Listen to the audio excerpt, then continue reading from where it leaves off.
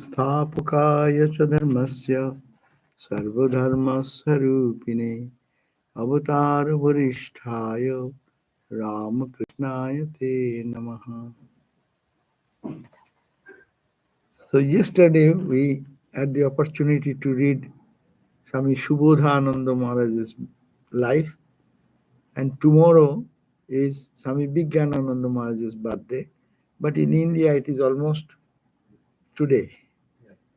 So I think that it will be nice to think about our Swami Sananda Maharaj's Guru and also Ramakrishna's unique disciple who has so much contribution in the Ramakrishna movement, both in the physical level and in spiritual level. Unique life, unique manifestation of divinity, and unique play with Sri Ramakrishna. So we'll just read the same book. It is Swami Chetanananda is this God lived with them. Everyone can read that. And there is this also a wonderful book what Swami Sahananda Maharaj used to give away to devotees to read about Maharaj's life and teachings. Here,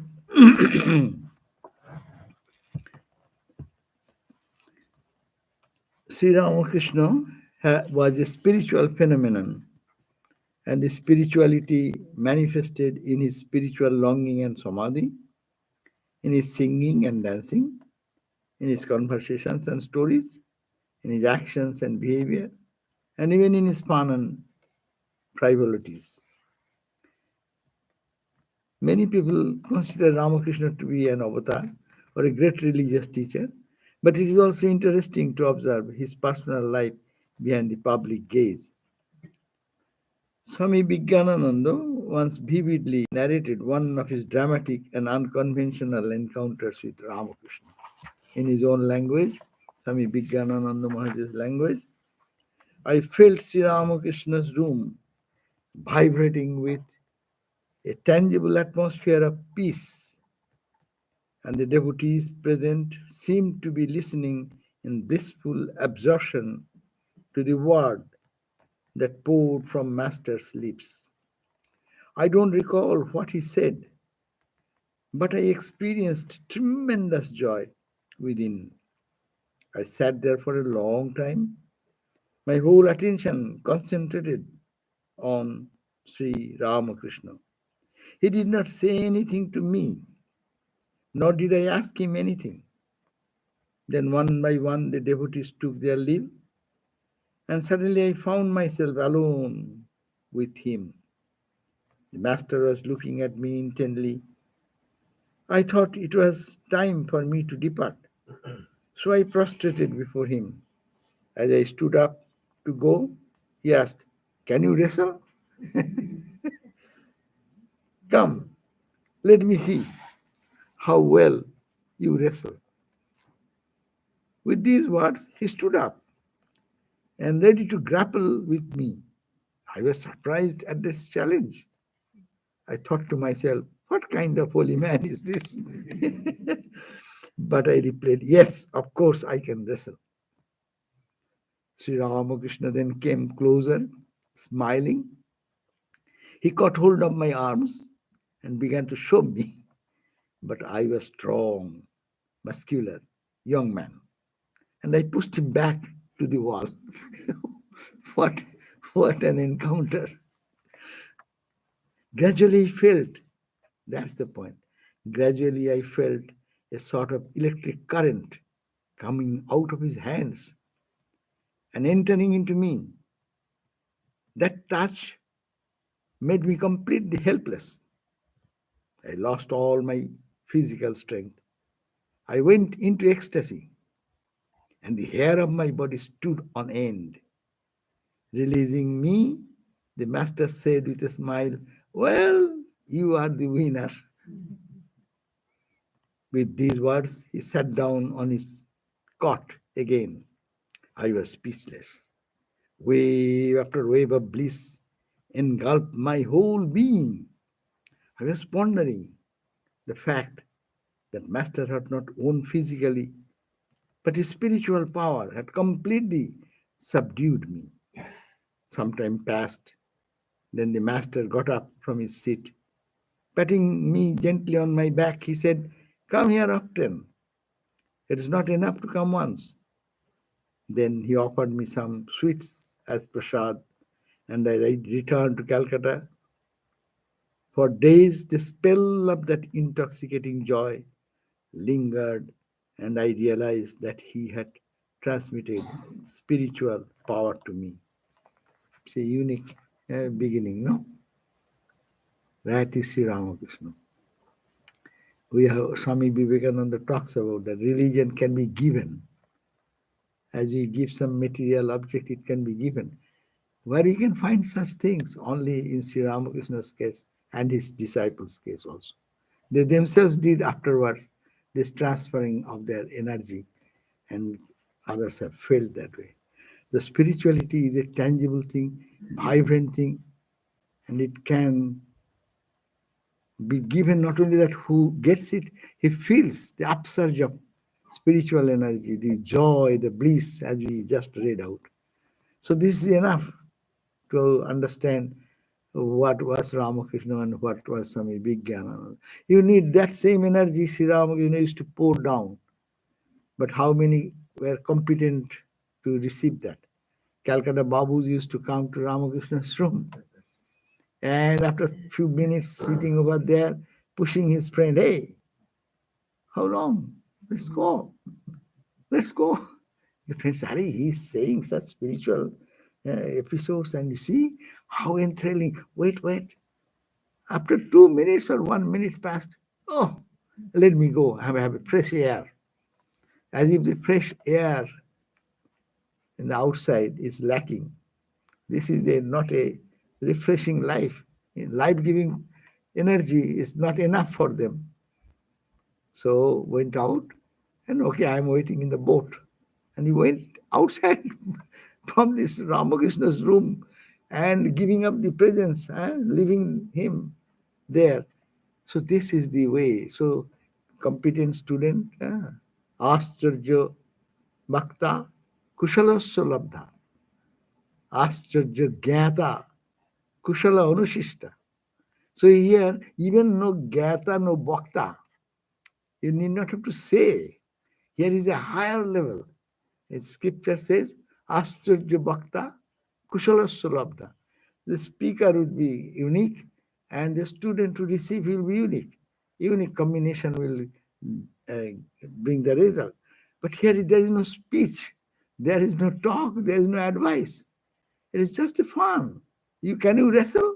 Okay, come, let me. And then pushing each other and then transferring the energy. And that remained in him for days afterwards, as we just read.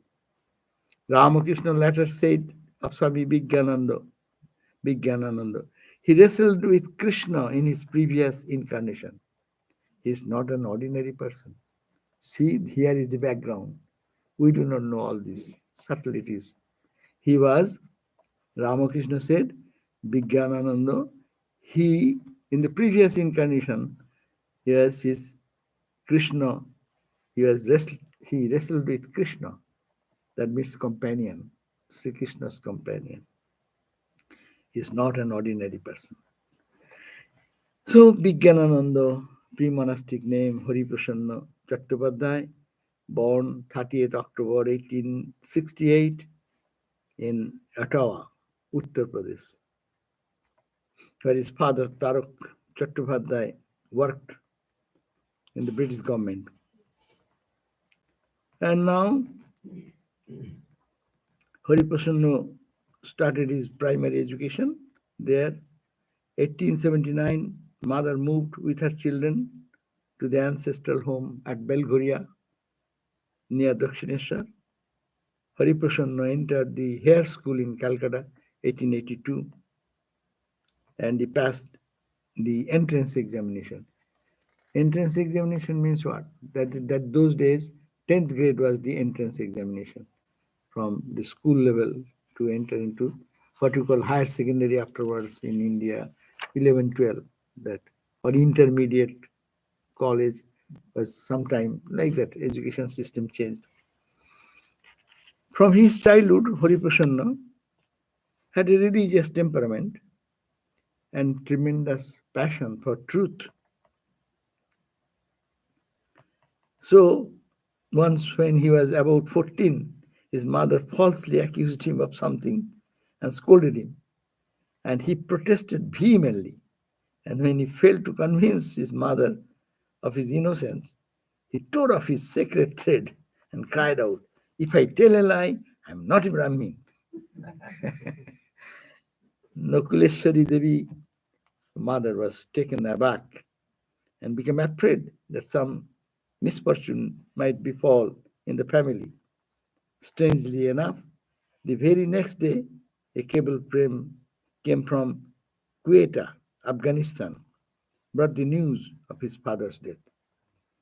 His mother, grief-stricken, said to Hariprasanna, "See the result of your curse."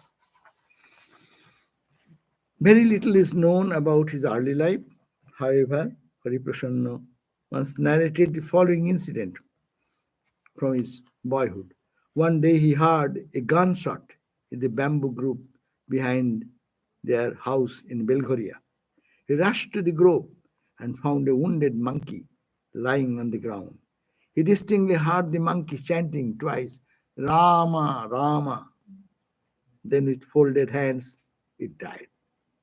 Hariprasanna believed that monkeys are the devotees of Ramachandra and that they die chanting Lord Rama's name. That he was convinced that they are. And Maharaj has so many visions about the Rama, Sita, and all this.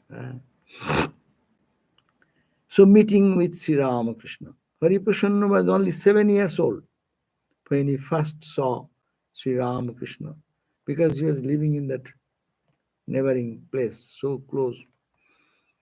I first saw Ramakrishna in 1875 at Belghoria in the garden house of Joy Gopal Sen. The master came to visit Keshav Sen in the retreat house. I was then a little boy. I was playing with my friends and then just by chance saw the master there. At that time, the path of the garden house were covered with red brick dust. Many people came. The master was seated in a room. After seeing him, I returned to my home. So that was the first meeting with Ramakrishna. And at the age of only 7 years old. Second time, Hariprasanna saw him. Ramakrishna was immersed in Samadhi at Govindo Mukhopadhyay's house in Belghoria. And he described that experience. A young man, Narendra, was singing a devotional song, Jaya Jaya Dayamaya, Jaya Dayamaya. Victory to compassionate Lord, victory to the compassionate Lord. Sri Ramakrishna was standing in the center of the group, and another young man, Baburam, was holding him so that he would not fall. The master was completely oblivious of his surrounding. He wore a white cloth, his face shone with a heavenly luster, and a simple smile played on his lips. His teeth were visible, and there was such a joyful expression on his face that it seemed as if it would crack like a cracked melon. Phuti phata ananda. Phuti, melon, when it bursts, the white comes out inside. So this joy as if bursting forth from the face of Sri Ramakrishna. His eyes seemed to be gazing at something, and he appeared to be immersed in an ocean of bliss. Another thing that struck me means Hariprasanna Maharaj, it remained imprinted in my memory forever. From the base of Master's spine right up to his head, the whole column had become inflated like a thick rope. That's a physical, that's a transformation. Ordinary people cannot withhold this type of higher emotion. It is called the Mahabhava or something. We hear that Radharani had those and all this divine upsurge of the Kundalini awakening in such a degree that the spinal column, this description, is inflated like a thick rope, and the energy that rose upward towards the brain seemed to be spreading its hood and swaying its head like a snake dancing in joy. So that was the feeling of Swami Vijnanananda. 1883, Hari Prasanna entered into St. Xavier's College, and Sarat Chakraborty and Ramananda Chattopadhyay, big people of that time, were his classmates. And in 26 November 1883, he and Sarat went by boat to Ramakrishna at Dakshineshwar with another classmate. The master invited them to come to Moni Mallik's residence so that they returned Calcutta by boat. He later described what happened. My mother scolded me when she heard that I had gone to see Sri Ramakrishna. She said, "My goodness, you went to that crazy Brahmin? He has deranged the brains of 350 young men." Mata খেয়েছে. Ramakrishna has deranged the brain of all the young people, and you went to see him. It was indeed mental derangement. Even now, my brain is hot. I did not pay any attention to my mother's scolding. Anyhow, during college days, Hari Prasanna visited Sri Ramakrishna several times at Dakshineshwar temple garden. Later related these wonderful reminiscences to some of his devotees. It was on the Sri Krishna's birthday, 18 August. Hari Prasanna went to see the master. The evening, he decided to spend the night there. He recalled his experience. So, what is the night stay experience of Hari Prasanna? He says, sometimes later the master gave me some luchis, fried bread and sweets, which were the Divine Mother's prasad. Sri Ramakrishna made a bed for me. Ramakrishna is making a bed for Hari Prasanna and set up the mosquito curtain also. I fell asleep as soon as I lay down. At midnight, I woke up and found the master walking around my bed, saying, "Mother, mother, mother, mother." I was dumbfounded and could not understand what was going on. That night, Sri Ramakrishna blessed me. Master's disciples felt irresistible attraction for their guru. They learned more about observing the exemplary life and listening to his talks than from his book. Hari Prasanna described another night's stay with the master. One evening, I went to Dakshineshwar and expressed to the master my desire to stay overnight. He gladly gave his consent. There is no suitable eating arrangement at the night in Dakshineshwar. Every night, some prasad of the Divine Mother would be sent to the master for his supper, and from that he would eat a little and distribute the remainder among those who stayed with him. The master's night meal was very small, like a bird's food. He would eat a couple of luchis, a little farina pudding, and some sweets. When I saw the small quantity of prasad, I was upset. I realized that I would have to fast that night.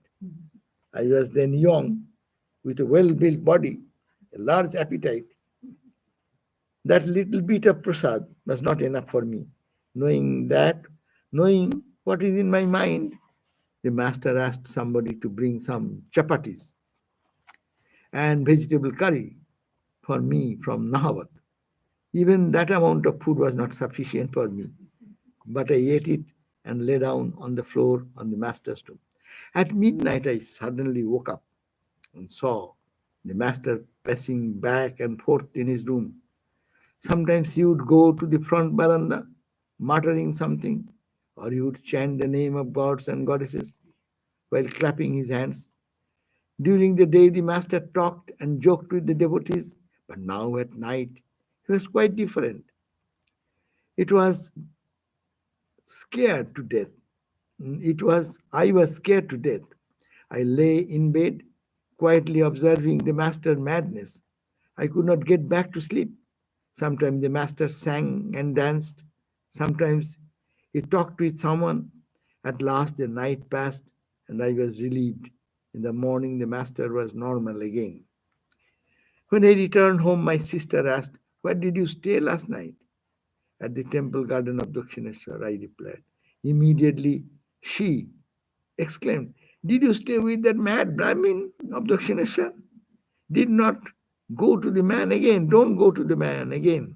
He is really mad. I go there very often to bathe in the Ganges. I have seen him and I know about his madness." I listened to her words and smiled. This is the type of connection with Sri Ramakrishna, first meeting.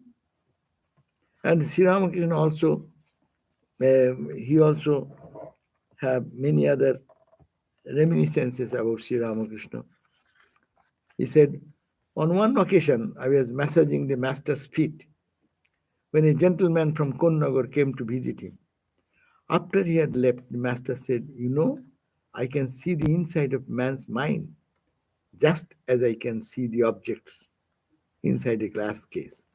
I thought to myself, well, then he can also see everything in me. What a dangerous man is he. But the master would not speak, only speak of goodness in others, not their evil deeds or tendencies. That is the point.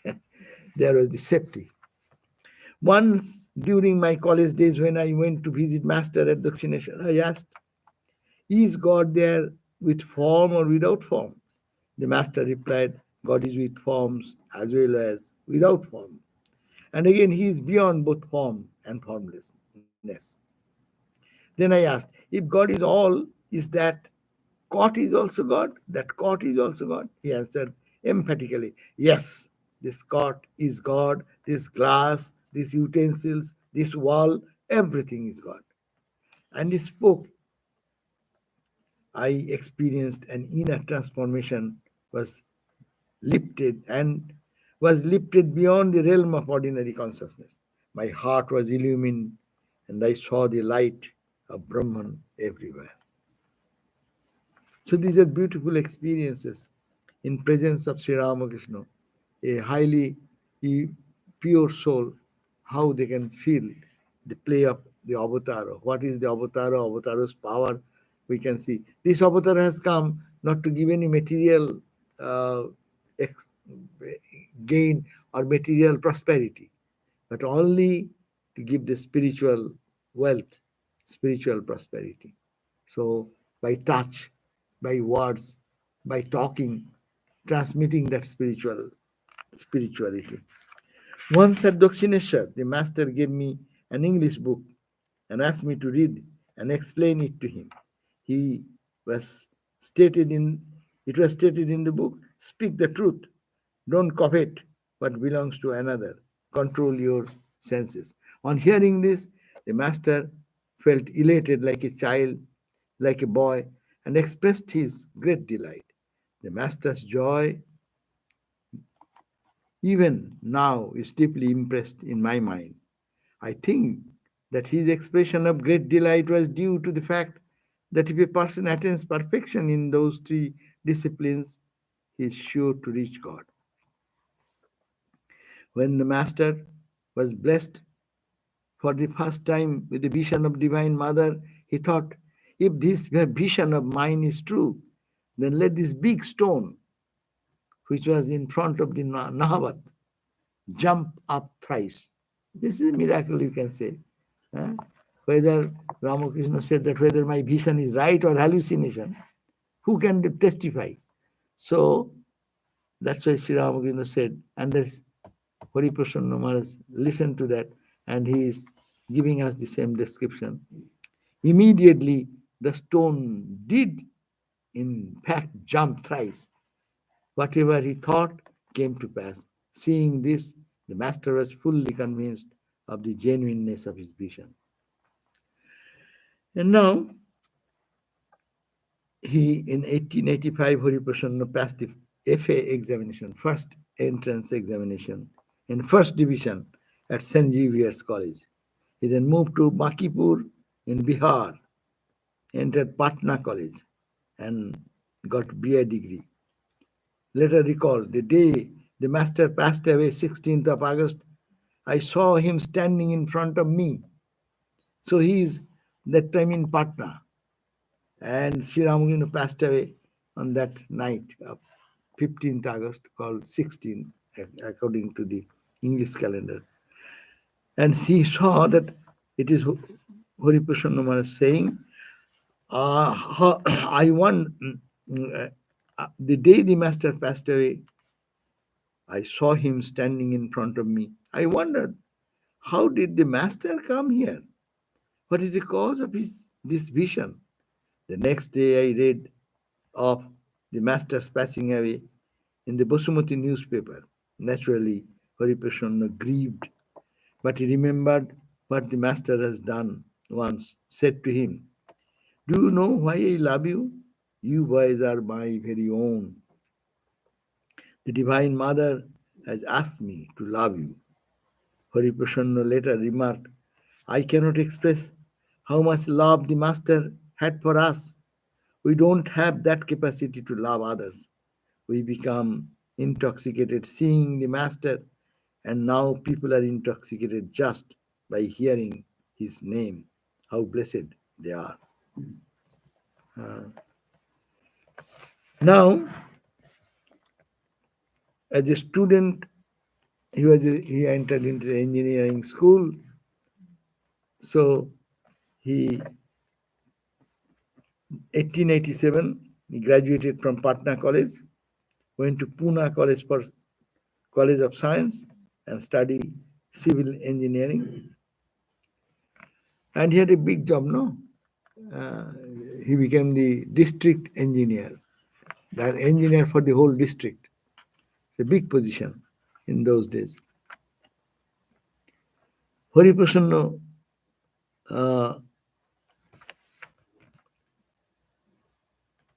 one of Hari Prasanna's classmate, Radhika Prasad, a poor and meritorious boy, needed a job badly. So Hari Prasanna knew that he would not secure one of the top positions. So a few days before the final examination, he said to Radhika Prasad, brother, the financial condition of your family is not good. If you can get one of the two top positions in the examination, you will definitely get a government job. So I have decided not to appear for the examination this year. See the dedication for a young man to give up, lose 1 year for the friend to get a position of their job. So these are the signs of great people who think for other, for the welfare of other. He was true to his words. Radhika Prasad did not place first or second. He remembered Hari Prasanna's greatness. With Swami Vivekananda. Because his father died in his childhood, Hari Prasanna had to work until his family was financially secured. He provided for his mother and also for the education of the younger brother. As time went on, however, his uncle began to pressure him to get married. He became disgusted with those attempts to tie him to a worldly life and joined the Ramakrishna monastery in 1896 in Alam Bazar. Baranagar has moved to Alam Bazar. He was a man of few words and did not care for chanting and joking as others did. Vivekananda returned to India from its west in 1897 and he joined in 1896 and took Hari Prasanna with him on his travel in the western and northern India. During this tour, Swamiji visited the old Hindu temple of Rajputana and discussed with the architecture of the future Ramakrishna temple with him, and expressed his own ideas as to how the temple should be built. So the Belur Math, the temple. So how well planned. When Swamiji came back and he took him to Rajputana to see the old temples and different temple architecture. On their return to the monastery, Hariprasanna drew a sketch of the Ramakrishna temple using Swamiji's ideas. He also consulted Mr. Grithar, a noted architect. Swamiji was pleased when he saw the sketch and said, "The temple will certainly come up, but I may not live to see it. I will see it from high."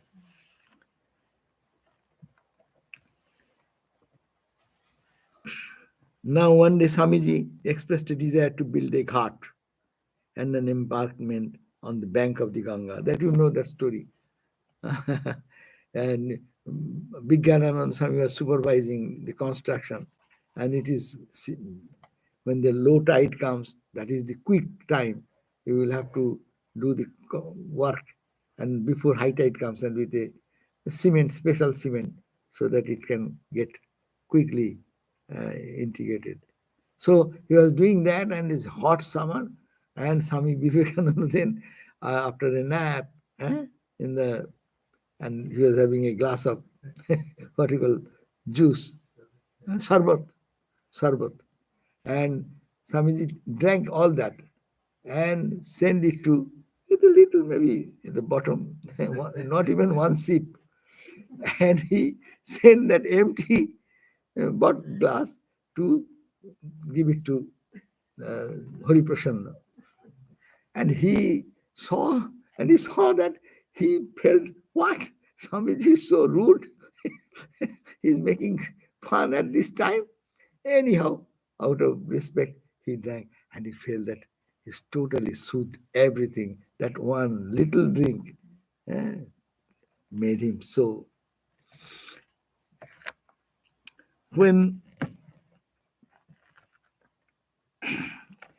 And also another time there is a story that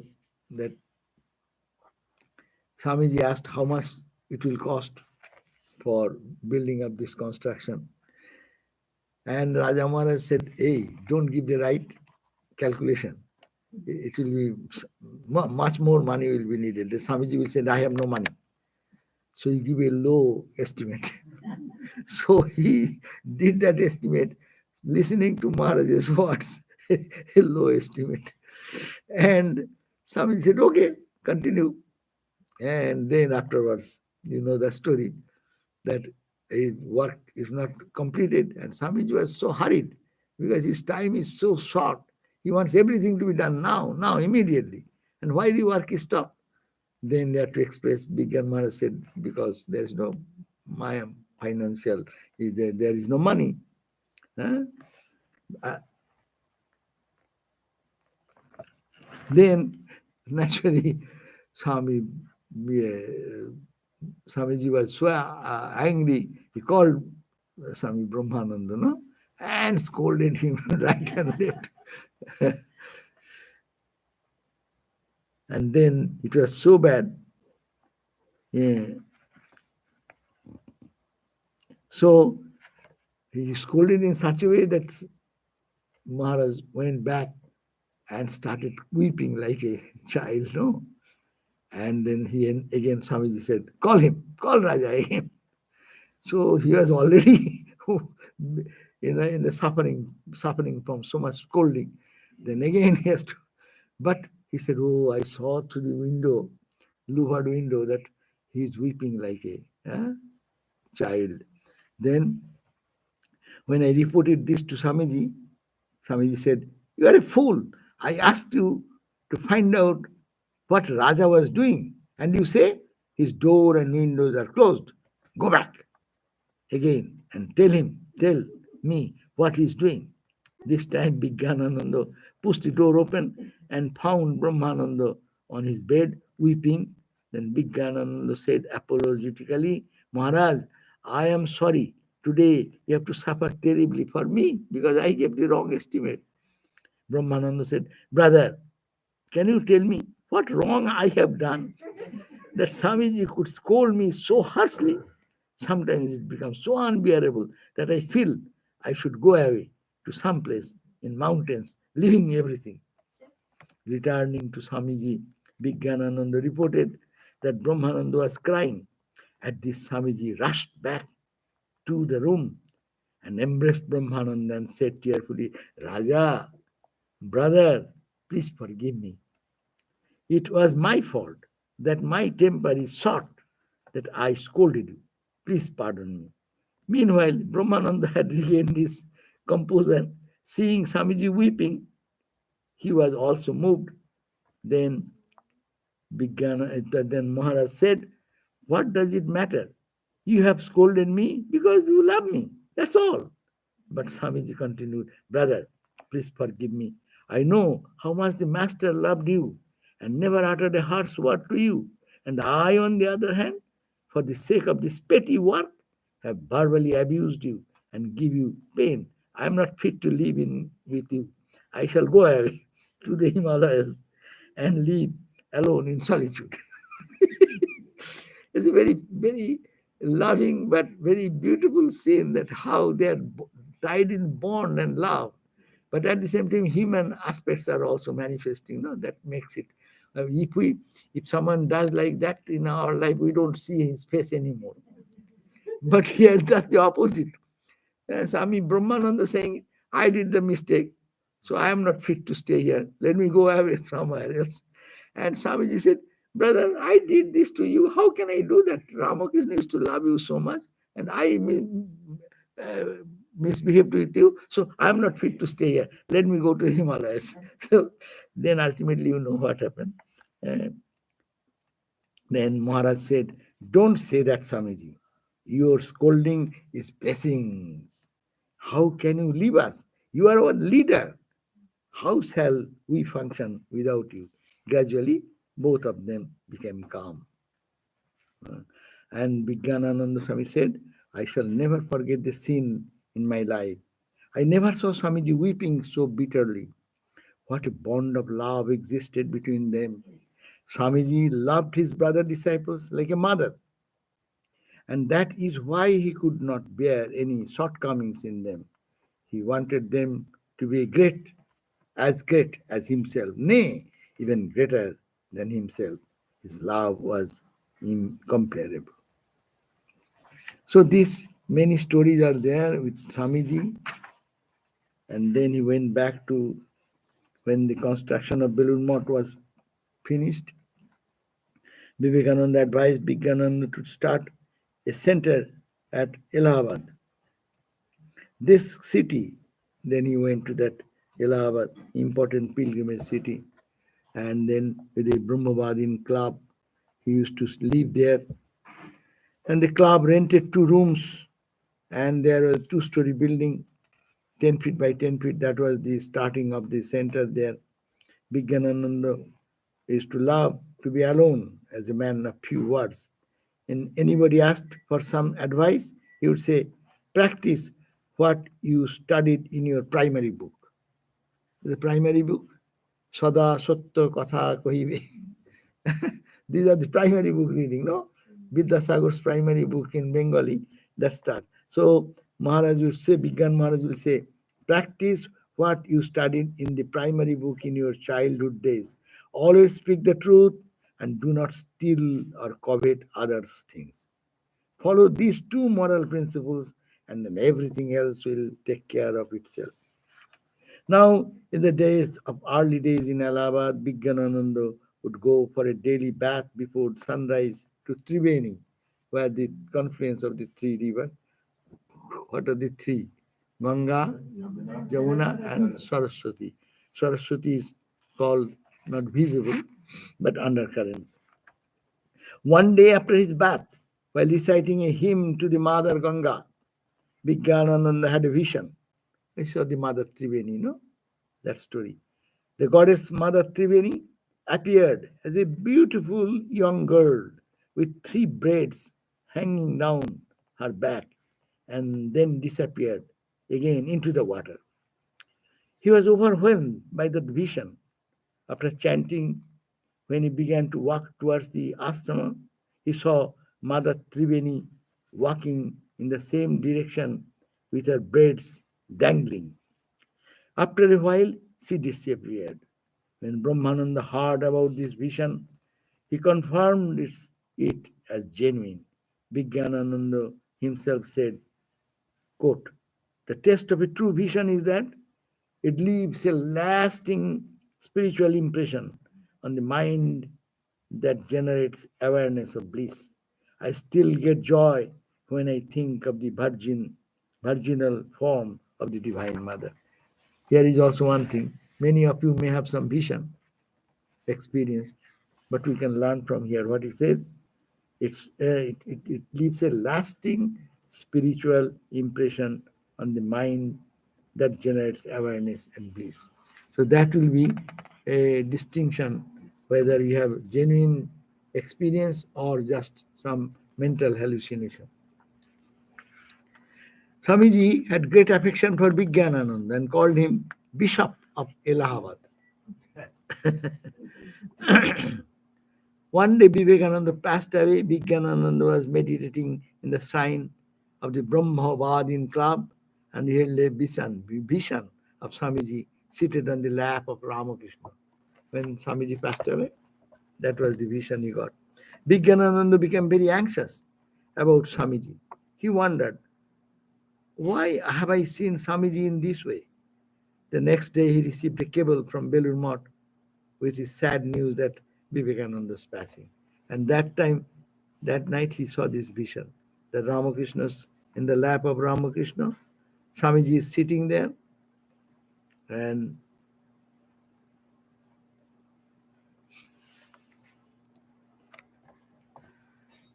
in Allahabad, Vijnanananda did not make any effort to preach teachings of Sri Ramakrishna. In fact, preaching was against his nature. He was satisfied leading his life according to the ideal of Sri Ramakrishna. He plunged into the inner realm. They seldom went outside the club. Vedanta scriptures say, if you want the knowledge of Brahman, shun crowds like a snake, good food like a poison.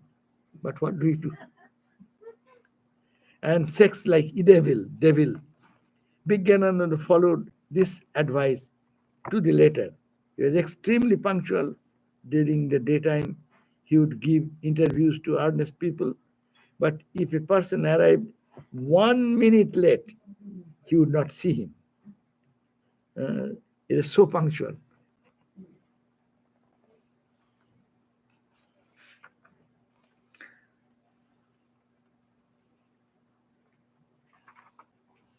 Allahabad has an extreme climate, so it is very hot in summer, but he used to cold in the severe winter.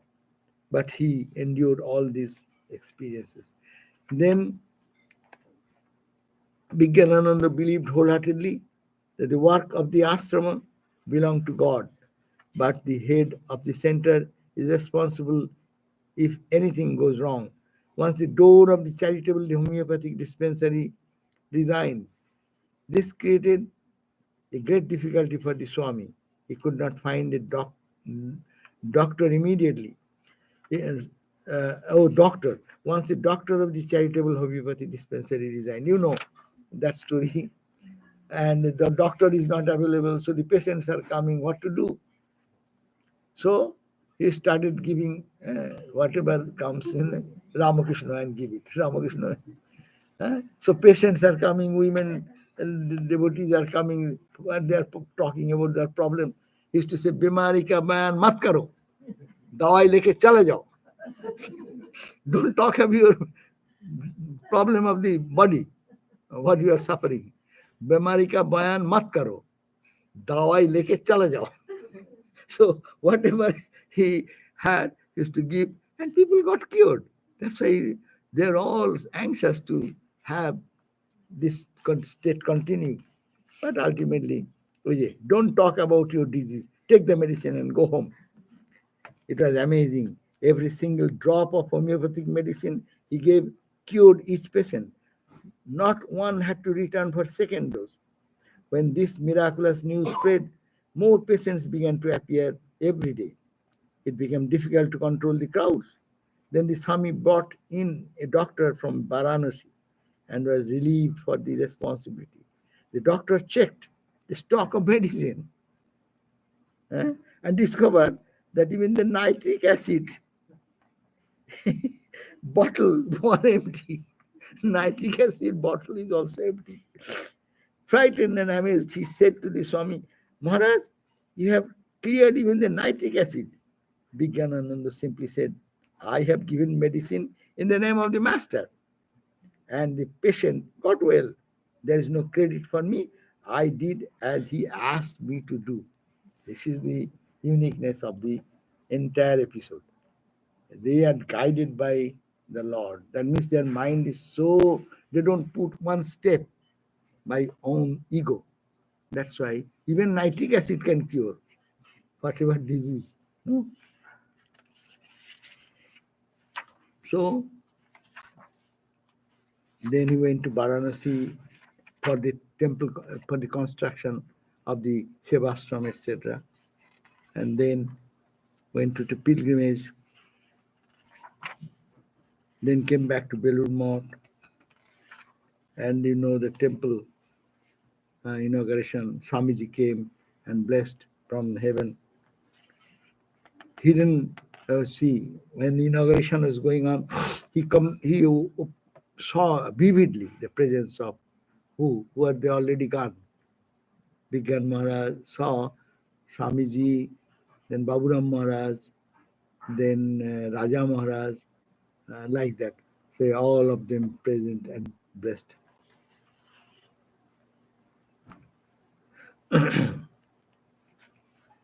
Bigyanananda considered Belur Math to be a genuinely holy place.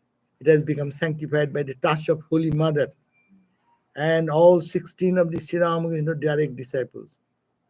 Once the Swami, Bigyanananda, remarked, Mother Annapurna, the goddess of food, is ever present in Belur Math. It is a place of mendicants who have no money, but people bring food and all sorts of things. It is the grace of the Divine Mother that the monastery store is always full.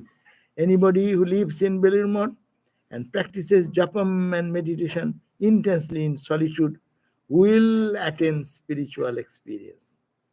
In 1937, after Akhandananda passed away, Bigyanananda Swami became the president of the Ramakrishna order. And he was a hidden Brahmagyani, as we know, and the temple was consecrated, and his last days of passing away. It's all big story. Bigyanananda's health was not good. So it was arranged for a car to take him from the Math building to the new temple. A monk brought the relics of the master from the old shrine and handed them to Bigyanananda. Then the procession moved to the accompaniment of conch, bells, etc. A group of singers led procession. এসেছে মন নতুন মানুষ, Bengali song was sung. The procession reached the new temple in the early morning, 6:30 a.m. Bigyanananda entered into the inner sanctum, placed the relics on the Ramakrishna of Sri Ramakrishna on the altar and offered the flowers. When the worship was over, he returned to his room. After breakfast, his attendants asked him whether he had said anything to Swamiji. Bigyanananda replied, Yes, I said to Swamiji, you told me that you would watch from on high. Please see now that the master is seated in the new temple. Then I vividly saw Swamiji, Rakhal Maharaj, Mahapurush Maharaj, Sharat Maharaj, Hari Maharaj, Gangadhar Maharaj, and others standing in the southwest corner watching the consecration of the temple ceremony. After a while, the Swami said, Now my work is over. Today I am relieved of the responsibility that Swami ji entrusted upon me. Now passing away, Allahabad, Swami Bigyanananda returned to Allahabad on 16th January 1938, and he told the monks at Belur, please arrange to have someone else as your president. Please arrange to have someone else as your president. My failing health may not permit me to come here again. His feet began to swell, and doctor diagnosed his condition as infectious dropsy. When his attendant insisted that he take medication, he said, I have no faith in doctors. A monk suggested that the Swami consulted the famous physician who treated Swami Shivananda. Is there any doctor better than this one? Asked the Swami. The monk replied, yes, there is, Dr. Nil Ratan Sarkar. Is there anybody greater than him? No, there is no one. He is the best doctor here. Then Bigyanananda said, yes, there is one better still, and he is the master himself. So I am under his care. This was the last visit to Belur Math. So a week before he passed away, the monk suggested that Bigyanananda consult any Ayurvedic doctor. Bigyanananda gravely quoted a Sanskrit couplet, Ganga water is the medicine, the Lord is the physician. He then waved the monks away. The Swami calmly endured his pain. From time to time, he murmured, Mother, Mother, O Master, let us go, let us go. On 19th of April, a devotee came from Assam for initiation. Bigyanananda immediately initiated him while sitting in his chair. His voice and facial expression changed while initiating the devotee, and no one could believe that he was on the verge of death. The Swami once said, as long as I had a little strength in my body, I shall distribute the Master's name. He fulfilled his promise. And the news of Bigyanananda's serious condition spread. On Sunday, 24 April, some monks came from Varanasi with a doctor. No one dared to tell him to take allopathic medicine, so the doctors prescribed homeopathic medicine and asked the attendant to give him with mixed water. The next day at 10 a.m., doctor came again and asked Bigyanananda, how are you? He said, I am fine. His eyes were closed and his face was serene, as if he were immersed in meditation. When his attendants tried to change the position, he made a little noise, ah, ah, indicating that his end was imminent. A monk put a little Ganga water into his mouth, and the other monk began to chant, Om Namo Bhagavate Rama Krishnaya. Bigyanananda's face beamed with joy, and he passed away at 3:20 p.m. on Monday, 25 April 1938. The next day, the monks and devotees carried his body to the confluence of the Ganga and Jamuna, placed it in a stone coffin, and then immersed it into the holy water where he had once had vision of Mother Triveni. So that's called Solil Samadhi. Solil Samadhi, sadhus normally in Himalayan areas, they are not burned. Their body is not consecrated into fire. They are deep into the Ganga. So that this body also being eaten by some aquatic animals, so that for their peace. So that is the end of his physical life, but an inspiration for the whole order for a long time, and still now. Om Shanti, Shanti, Shanti. Peace, peace, peace. Thank you for all coming, even tonight. And it was a good joy that two days. Yesterday was Kokamaras, today was some Bigyanananda. It's at least we read this wonderful life. Life is more important and that's more telling and to understand spirituality. Om Shanti Shanti Shanti Hari Om Tat Sat Shri Ram Krishna Arpanam Astu.